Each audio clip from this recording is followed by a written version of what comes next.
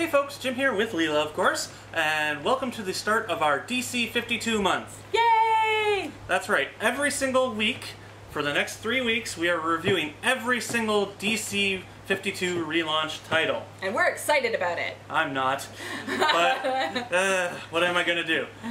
Other than get my revenge next month with Alternative October. That's right, next month we are not reviewing any Marvel or DC titles at all. That's kind of unfair to Marvel, because we did DC this whole month. So we'll have to do a Marvel month later. Eventually, yes. Yeah. But either way, join us next month for Alternative October. But right now, let's get to some DC 52 reviews. Leela? Okay, first up, Action Comics #1. So this is by Grant Morrison and Rags Morales. So 6 months after his first sighting, Superman is fighting corruption in Metropolis while working for a newspaper as Clark Kent. But it's not the newspaper that you think. Criminals and law enforcement alike are not sure how to deal with his gifts, and General Lane has even turned to Lex Luthor for help. But Lex's methods kind of leave a little bit to be desired. So, there was lots of action in this book. Morales does a great job of moving the story forward, as well as depicting Superman and Clark as sort of two distinctive personalities just through the art. And Morrison's Superman is more cynical than we're used to, darker and inexperienced, but this was a very good start to the series. I still hate the jeans and t-shirt thing. I do too, it's stupid. But, you know, it was a very good beginning and I was pleasantly surprised. Next up, we have OMAC #1, written by Dan DiDio and Keith Giffen, with art by Keith Giffen and Scott Koblish. And in this one, the all-seeing Brother Eye has unleashed a new one-machine army corps, OMAC, upon the Chromus Industry building, though its new avatar, Kevin Coe, is an unwilling participant. I actually kind of enjoyed this one. It has very Kirby-esque panels and layout to it, which really brings me back to the old days of comics when they were good. The story is okay, it's a little slow, it's got a good pace though and good action, so it's not half bad. I actually quite enjoyed it. So if you want to try something, try this one out. It's not bad if you like your comics old school style. Alright, next up we have Detective Comics #1. This is by Tony Daniel, written and drawn. So in this one, Batman tracks the Joker. Yes! A man he suspects committed over 100 murders, but the Joker isn't the only villain in Gotham, and he might not even be the scariest. Who is the doll maker, and what does the Clown Prince of Crime want with him? So I gotta say, this was awesome. Daniel does a really good job of establishing Bruce as, you know, the much absent bachelor, and his alter ego as the detective with the drive and the gadgets to fight crime. Even if the police think he's kind of part of the problem, which is, you know, reminiscent of the whole thing that they're going for in the Batman films right now. So I think it was really smart for them to introduce Joker right away. Like, what is a Batman book without Joker? So this had a very classic Batman feel to it. Great art, great story, and this one was the first one to sell out here at the store and the most often requested, so if you can find Detective, pick it up. It is worth the read. Next up, we have Swamp Thing #1, written by Scott Snyder with art by Yannick Paquette. And in this one, Al Holland finally has his life back, but the Green has plans of its own. When an evil arises in the desert, Alec may have a little choice left but to leave his ordinary life behind. All I can say is, simply gorgeous art by Yannick in this one. There's a bit of a slow build-up, but very, very, very good execution at the end. It's got a creepy atmosphere at points. It's not bad. I really enjoyed this. It's very Moorish, I guess, yeah, if you can say. Though I do kind of miss the Moore continuity, but this is not a bad start. Not a bad start at all. Okay, so next up we've got Static Shock #1 by Scott McDaniel and John Rosen. So after relocating to New York City, Virgil takes a new internship at Star Labs and fights crime as Static. The underworld of New York City is not happy with a superhuman presence in town and sets out to eliminate him.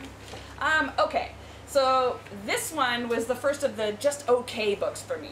The whole genius angle is a little stale, and I did kind of enjoy the new hero screwing everything up kind of thing. Like, you have the best intentions, but then everything went wrong and nobody really likes you. That was kind of funny, but this just wasn't a super interesting character for me, and the art isn't anything to really scream about. I mean, good or bad. It's just, you know, it's just there. It didn't jump out at me, and if, you know, in a sea of 52 new titles, this might be one that sort of gets pushed to the wayside. But we'll have to see how number 2 is. This one was just average for me. Next up, we have Hawk and Dove, number 1, written by Sterling Gates with art by Rob Liefeld, if you can call that art.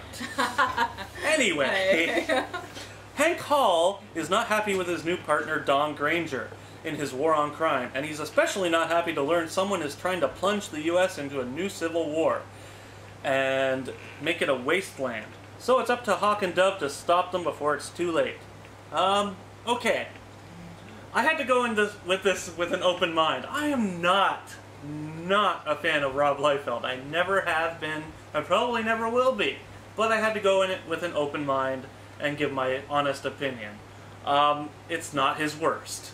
It's honestly not his worst. He's really trying hard here. He's actually drawing feet. That's amazing. Yeah. He's trying to draw feet, though he is getting the angles a bit off. But what you know. The action scenes have no oomph to them. He's just drawing poses again, and a couple speed lines added to the fist would add so much more oomph to your action scenes there, Rob. But it's not terrible. It's okay story-wise, and I will have to say it is probably some of Liefeld's best work, which is not saying a lot, but that's just my opinion. If you're a fan of Hawk and Dove, you'll probably enjoy it. Check it out if you want. Okay, next up we've got Stormwatch, number 1. This is by Paul Cornell and Miguel Sepulveda. So this one, Stormwatch, is a superhuman police force who fight the threats on various fronts. So not only are they sort of watching out for everybody in general, they're sort of keeping an eye on the superhumans that are showing up everywhere, trying to recruit some of them and also keeping their eye on others, all the while trying to stay very under the radar. So in this one, Harry is sent to the moon and runs afoul of a very strange being. Jack is sent to recruit a new member, Apollo, but Midnighter has other plans. And Jenny and Adam are sent to the Himalayas to recover a strange, is it an object? Person, place, or thing? It's very weird. Anyways, this was interesting. Martian Manhunter, always cool in my book, and that's why I was excited to read this, and the Martian Manhunter bits were awesome. This is supposed to follow the events of Superman number 1, which doesn't come out for 2 weeks. So that was a little weird. I don't know if this was a strategic decision to put this out first before that. So we're going to have to wait and see in Superman number 1 sort of what they were referring to in this book. But it is clear that, you know, while we don't know how Superman is involved, it's clear that Stormwatch wants to be any other superheroes to this object called the Horn, or they sort of reference it as Horn. And maintain their secret involvement all the while. So basically, I can't wait for Superman number 1. That's what this book made me do. But this one was okay. Pretty well written, pretty well drawn, and, you know, Stormwatch is a pretty interesting group. I want to see number 2 before I really give judgment on this series. Next up, we have Batgirl number 1, written by Gail Simone with art by Ardian Siaf and Vicente Cifuentes. And in this one, after years in a wheelchair, Barbara Gordon can walk again and sets out to fight crime as Batgirl. But the mysterious villain known only as Mirror has Barbara on his hit list. This is my pick of the week, folks. This story is simply wonderful. We heard you, Gail. Yes, we do. We heart you, Gail. It's touching. It's humanizing. It really makes you feel for these characters. It's quite dark at times. Barbara has to deal with her fears of being paralyzed again. It's just a wonderful story. If you're a fan of Batgirl, you're going to absolutely adore this. Everything you were worried about, don't worry about it. Gail's got it covered. It's simply wonderful. I actually really can't wait to read number 2 because it's simply fantastic. Wait, Jim just said he wants to read another superhero book. I know, I'm scared too. I know. Okay, next up we've got Green Arrow, number 1. This is by J.T. Kroll and Dan Jurgens. So in this one, Oliver and his Q-Corps team are apprehend Dynamix, Doppelganger, and Supercharge in Paris. And meanwhile, the CEO of Queen Industries takes an unwelcome interest in the development of Q-Corps, or the Q-Corps division. So I kind of enjoyed this, even though it seems a lot like the Smallville-esque Green Arrow. I still think it's pretty good. It's got good art and story. It really shows Green Arrow as a man driven by guilt. We're not exactly sure the source of that guilt yet. It's only referenced to.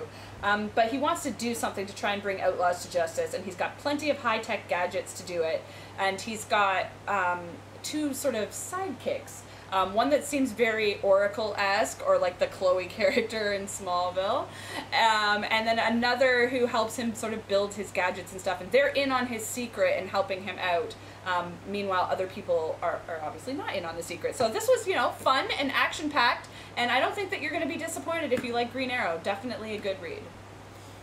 Next up, we have Men of War #1, written by Ivan Brandon with art by Tom Derenick. And in this one, on the front lines, a young soldier known as Joe Rock assumes command of Easy Company, a team of ex-military men turned contractors. But can they survive against supervillains in this battle-scarred landscape? It's not bad. It's not bad. I actually quite like the Joe Rock story. It's got great art, a very engaging story, but the really good tale in this book is the Navy SEALs backup story. It's fantastic. Not going to go too much into it, but it's probably the best part of this whole book is the backup. Check that out if you get a chance, because it's wonderful. Next up, we've got Batwing #1 by Judd Winnick and Ben Oliver. So in this one, David Zavimbe, aka Batwing, is an officer in the mostly corrupt Tinashe Police Department. So coming out of the ranks of Batman Incorporated, Batwing is the defender of Africa. And in this issue, he's on the trail of the villain known as Massacre, who is really aptly named. But will Massacre find him first? So what I will say about this book is that I loved the art. It's got that kind of painted style, and it really captures sort of the beauty and the darkness of Africa and what they're trying to, how they're trying to make this Batman distinctive. I wasn't completely sold on the character yet, nor like the direction that it's going. Like obviously this is saying, yes, Batman Incorporated happened, but then at the same time we don't have anybody other than Batman being, or Bruce Wayne being Batman. I'm not really sure how that whole thing is working out in this Batman universe as we're going forward. But this is an interesting character, and the last panel is totally shocking, which really makes you want to read more. So I thought that this was a good first issue, and worth giving a try if you're a fan of the Batman universe. Next up, we have Animal Man #1, written by Jeff Lemire with art by Travel Foreman and Dan Green. And in this one, Buddy Baker has gone from hero to family man, but can he hold his family together when his daughter Maxine starts to manifest her own dangerous powers to raise the dead? Boy, this book is genuinely creepy at points. Yeah. And I mean that. It's genuinely creepy at points. It's got good art, a very good story, and an ending that will just creep you the F out. Yeah, heebie-jeebies. Yeah, heebie-jeebies, indeed. It's a lot of fun. The art's gorgeous at points and really grotesque at points too. But if you're a fan, you're probably going to really enjoy it. It's dark and fun. And last but certainly not least is Justice League International by Dan Jurgens and Aaron Lopresti. So as a reaction to the growing presence of superhumans and a growing lack of faith by the general populace in the existing authority structures, the United Nations forms the Justice League International. Batman, Brewster Gold, Iron Fire Ice. I always thought they were a subsidiary. Yeah, they are kind of. Vixen and Red Rocket. They investigate the disappearance of a UN survey team under, you know, suspicious circumstances. And meanwhile, Guy Gardner questions Booster Gold's appointment as the leader of the team. Isn't Booster Gold Canadian now? Yes, I guess so. Yeah, somebody correct us if we're wrong on that, but I think I read that.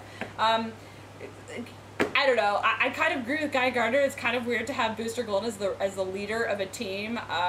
You know, he's the smart-ass character. I don't you think know? Booster Gold would be. It would be Skeets. Yeah, I don't know. Skeets would be the leader. It's sort of like if you put Deadpool in charge of Weapon X, or the X-Force, I mean. So that would turn out bad. You know, it seems weird. And obviously the UN is supposed to have a secret agenda in this way. I think that they can control him better, which is why originally they didn't want Batman on the team. But he sort of shows up anyway because he is suspicious of their motives as well.